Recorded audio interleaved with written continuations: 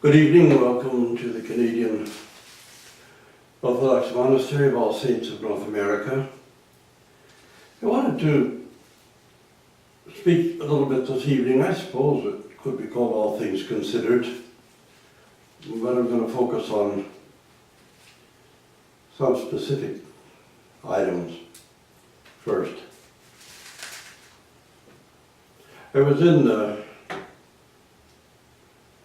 New York City the end of last week and early this week. I went to medical center, medical consultations, and I have to thank Dmitry Itskov and the Global Future Forum that I was able to actually do that. There's two things that tie together a lot. Dmitry Itskov is one of the more fascinating people of our particular period of time. And I look at the response sometimes to some of his ideas about avatars and humanity. I wanted to correct a United Press interview. I was interviewed because I was in New York, happened to have been with some very close acquaintances of mine from Russia, and was interviewed about Dmitry Itskov and the Avatar program. The reporter asked me if you were presented with an avatar of yourself at this moment, would you agree to have your mind downloaded into it? I said, well, no, not now. They can't do any of that stuff yet. The reporter reported me as saying they can't do any of that stuff. He didn't put his question. He didn't put my full answer. That's the kind of dishonesty one faces very often when the news is rather cooked by the ideas of the reporter or the editress. Dmitry Itskov is talking about, and not just Itskov, but some of the best minds in the sciences in Russia and America, people like Kurzweil and Alexander Panov from Russia and others. The advent of avatars, which are transhuman, that is, they have many human-like brains, complete physical body that can't be discerned from the actual person. And a lot of people don't take this too seriously or think it's amusing or think it's a bit of far-out science fiction. The difficulty with that is, first of all, that the military is doing it. We've mentioned this a few times. The military is doing it and spending billions of dollars on something which would be used strictly for spying, even on the citizens of our own country. I don't think just the Americans do that. Canadian CSIS does it as well. But also for just plain killing in war, perhaps even for assassin work. There's all billions of dollars being spent by the American and Russian governments, and who knows how much the Chinese government is spending on it. And Dmitry Itskov then had the idea that, well, why shouldn't there be a peaceful application? Now, first of all, one of the spin-offs from the program, that like our space programs around the world, cosmonaut programs and others, there's a spin-off for society and culture at large. There are sometimes new kinds of medicine, new understandings of physiology, any number of advances for the world. The satellite system, for example, can spot volcanoes coming to life and can track catastrophes that are happening and that sort of thing. But let's take a look at the Avatar program, because so far the Japanese appear to be the farthest ahead with it. They've made a number of what really amount to robots with so lifelike that you can set the person that they imitate side by side with them, and it's very difficult to tell them apart. The robot that is controlled by the brainwaves of the person who's sitting next to them. Now, this is the first of my cautions about not taking the future seriously, about not taking people like Kurzweil, Itskov, others seriously. So many things can be done now simply with our brainwaves to operate and activate robotic devices. Shells in small missiles, actually, they would be because they're controlled by the eyes and of the person who's aiming them. Just as some computer games are played only with the eyes now. The other thing is that with the advent of 3D printers, and this is something I saw at Sloan Kettering has a cancer institute, has a robot that does very good diagnoses, and so it can cover more territory than the average doctor in making these diagnoses, and makes them very often more complete, more full, and in time to help save a life. But also the idea of kidney transplants and the transplants of blood vessels and even esophagi and other organs of the body. It was not too long ago, I think, that a girl with cystic fibrosis was hoping for a lung transplant. Meanwhile, the doctors set up a matrix, developed an esophagus from her own bone marrow cells, and placed it in, and eventually, of course, the artificial cells did die off, but by that time there had been a reconstruction inside of this portion. But the same thing has been done with kidneys. You take the person's own stem cells, usually from the spine or something, and a matrix of a kidney, and implant or embed these stem cells. Will form a complete working kidney. And how do you get this matrix if you want to do it? It's sent to you by email. You print out the matrix, complete form of a kidney, with a 3D printer. Maybe some of you know that someone has printed out a working plastic pistol from 3D printer that actually functions. Very American thing to do, I should think, because the first thing they printed was a gun. But the fact is, these matrices can be downloaded into a computer, sent to the other person, who can then print it out in full form, full functioning form, with a 3D printer. Now these kidneys have been tested in mice, other organs as well. Blood vessels have been tested as well. And but for major organs, this is something new. Let's stop and think about this for a moment. If you think that Dmitry Itskov's ideas are impossible, think how it is to practically print a new kidney out that's sent to you with it by internet, and you can print it out with your 3D printer of the matrix, and then you embed or implant the stem cells, and they form around the matrix and form a working kidney. There's an interesting idea though. Do stem cells change function according to a shape? In other words, if you take stem cells out and plant them in the matrix of a kidney and they form a working kidney, I believe one time a beating heart was actually formed this way, then somehow the stem cells are reacting to the shape of what they're creating. And because it's that shape, they change their nature of the cells and make a functioning organ.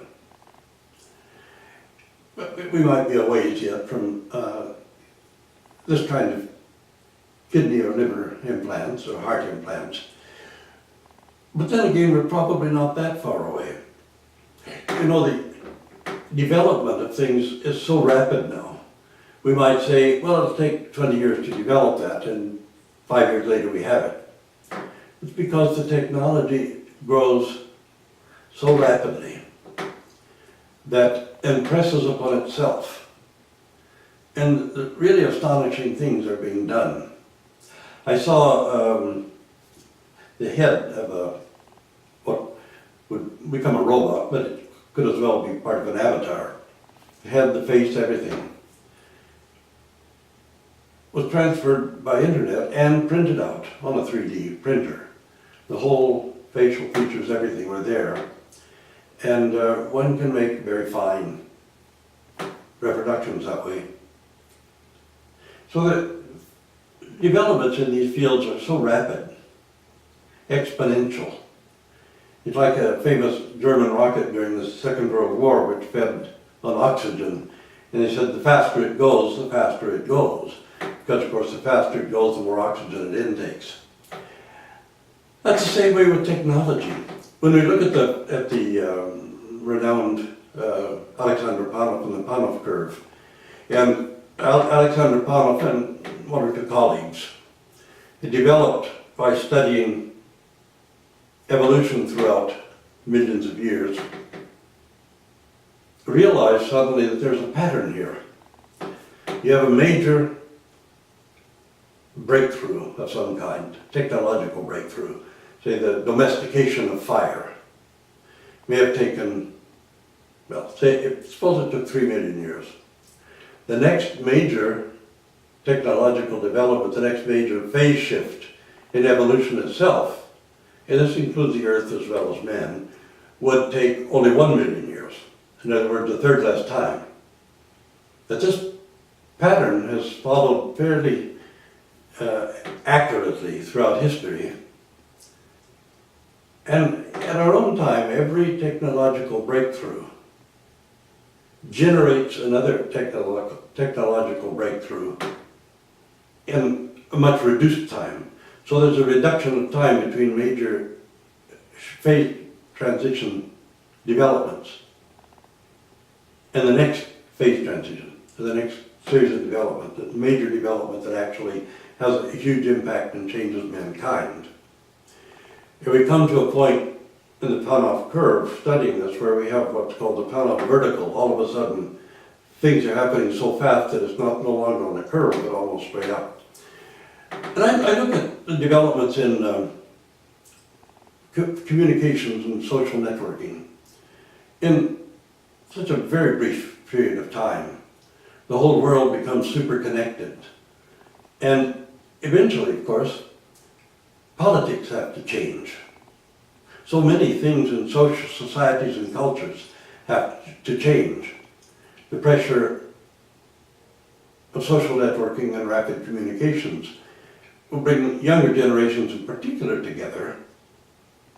Fortunately, they likely won't have the rather nasty-minded prejudices, ideologies, condescensions toward others that our generation has had.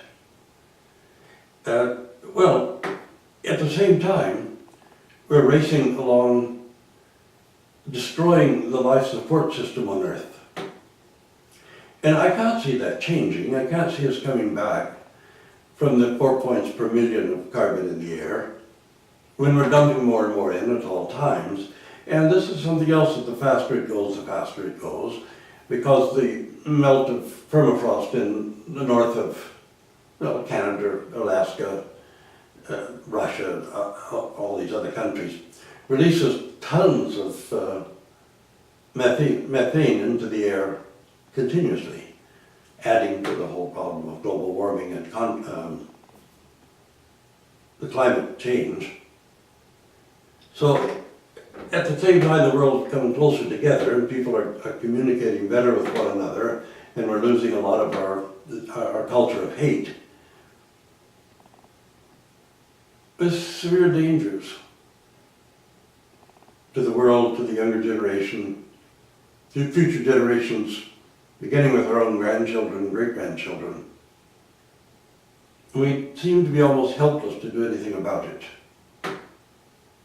Well, Dmitry Itskov and the Global Futures have taken a great deal of time to examine these things, and from several approaches, because I've been at the congresses and more or less a member of the Global Futures Forum, to see what can be done to try to, looking at the past and how rapidly things have developed and how rapidly things are developing now, to see how rapidly we're approaching Kurzweil's singularity. Now, there are two kinds of singularity that I think are rather hastening down upon us. We may have already crossed over the boundary, reached an omega point or something, at which we cannot recover the climate from the climate change that's going on. Sort of a point where if we did begin to, it might take 100,000, 10,000, a million years, something, who knows, some vast amount of time to actually recover. Kurzweil's singularity talks about the time at which of superintelligence, in a time when computer intelligence would overtake human intelligence. I think intelligent ratios of younger generations might overtake previous generations as well.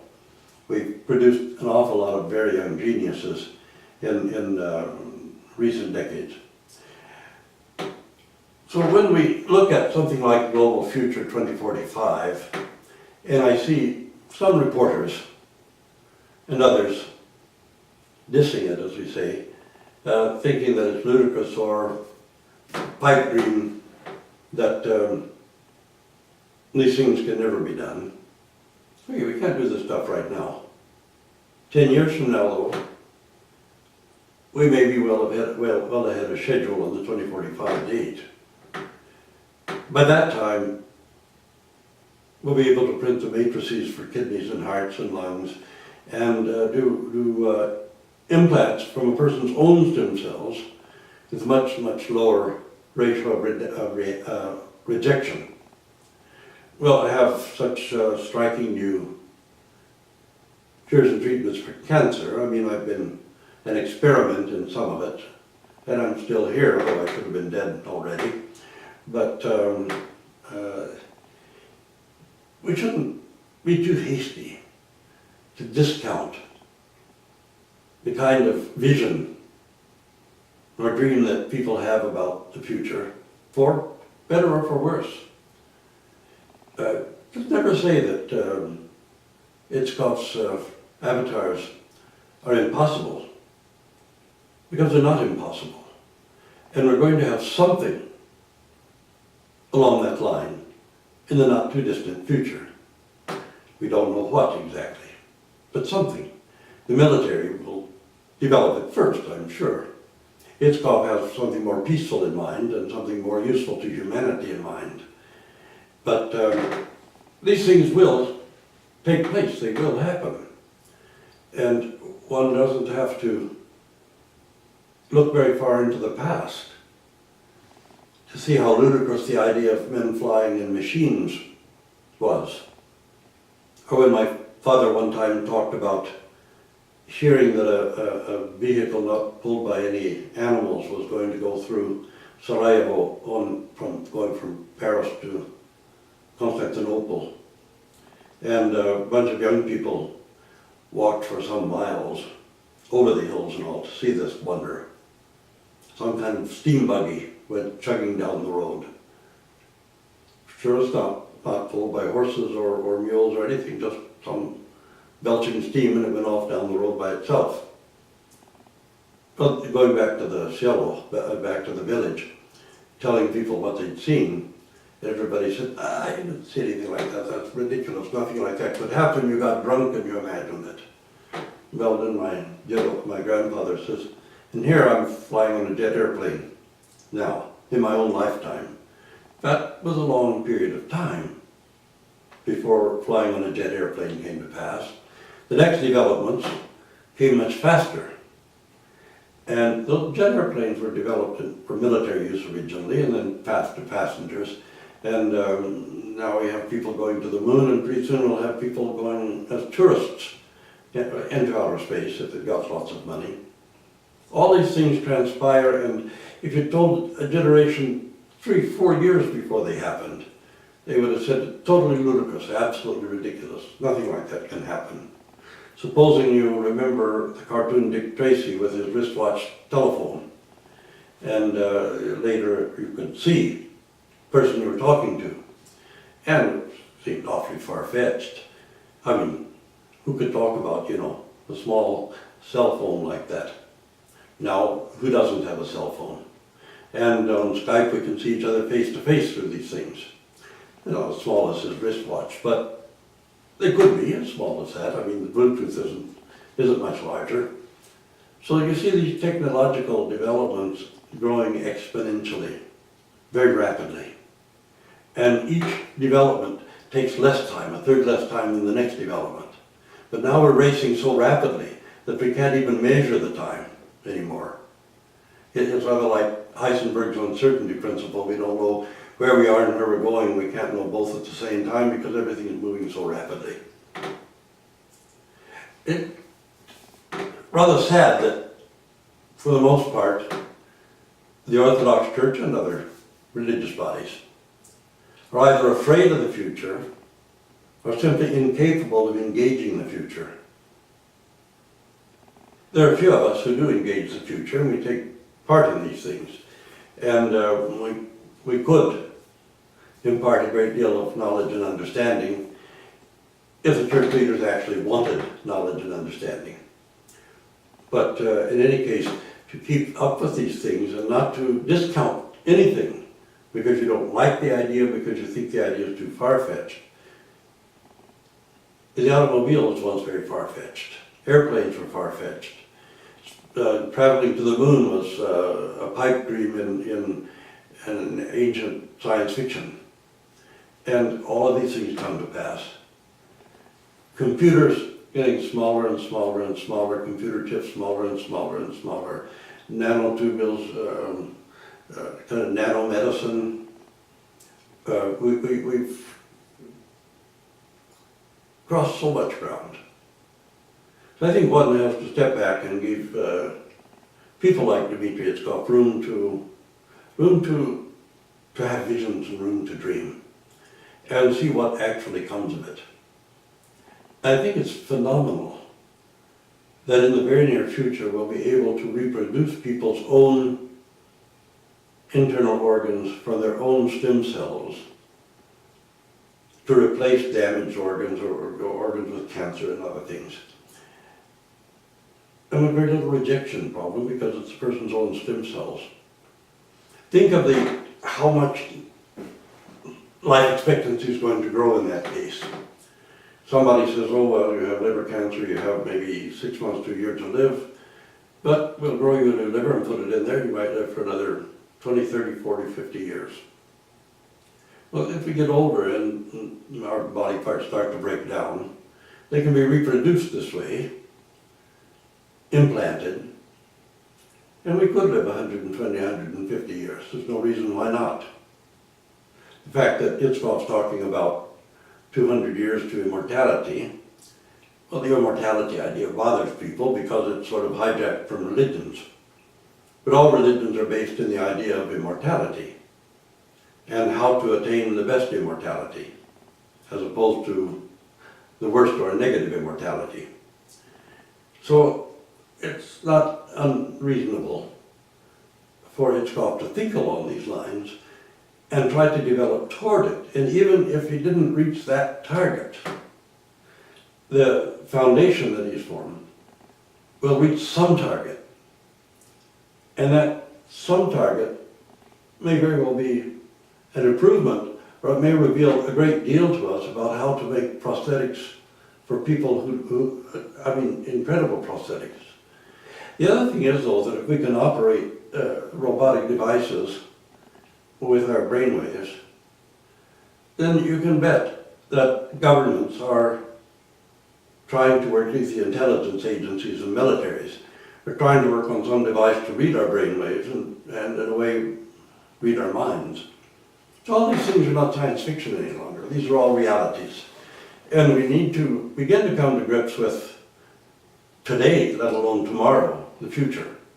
And so many of our people are so out of context of the day in which we live. So I just wanted to kind of make an appeal to people to engage the future. And if you yourself can't engage the future, then for heaven's sakes, don't try to stop those of us in the church who can, are willing, and do engage the future. Because we have to be on the front line in these developments. Otherwise, so many of the statements we make can sound like so much dust to the wind. Anyway, I just wanted to talk about this tonight. I should probably call it Itskov, the matrix, and 3D computers, or something like that. But just watch and see what unfolds in the next decade. And I think everybody will be utterly astonished by it. And give dreamers, visionaries, like, well, Itskov, Kurzweil, Panov, Diamantis, and all these others, give them space. And you'll be amazed at what will be developed in not the far distant future, but even the near future. So thank you all, and God bless you.